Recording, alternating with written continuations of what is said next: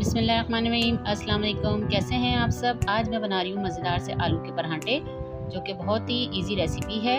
तो जल्दी से मेरे चैनल को लाइक कीजिए, सब्सक्राइब कीजिए, फैमिली फ्रेंड्स में शेयर कीजिए।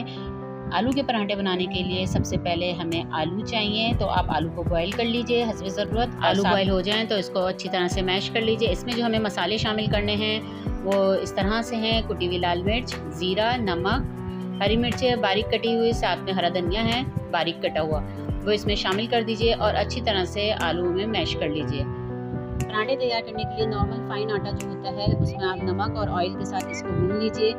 तो अब हम पराठों की तैयारी की तरफ आते हैं। छोटे साइज़ के इस तरह से पेड़े बना लीजिए। पेड़े बनाने के साथ ही इसमें हम अब फिलिंग करेंगे।